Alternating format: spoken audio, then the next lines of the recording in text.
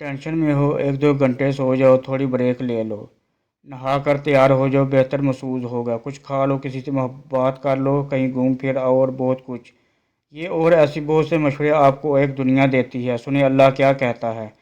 دلوں کا اطمینان تو اللہ کے ذکر میں ہے۔ اگر کوئی غم آ گیا ہے تو اس کی وجہ کو بڑے کینوس پر رکھیں، پر بڑے ہوریزون میں سوچیں۔ دل کتنا بھی دکھے صبر کر لیں، خاموش ہو جائیں، یاد رکھیں صبر میں بولنا بے ادبی ہے۔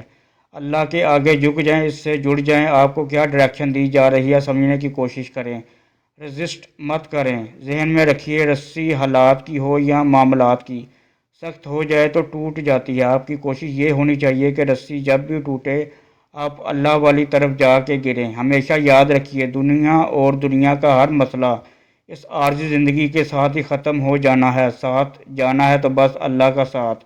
اس کی آپ سے محبت کا عالم تو دیکھو، کیسے مشکلوں میں ڈال کے بھی اپنی طرف بلاتا ہے۔ بہت ہی پیار آ جائے تو باقی سارے راستے آپ پر بند کر دیتا ہے کہ یہ بیوقوف انسان اب ہی سمجھ آئے اور میرے پاس لوٹ آئے۔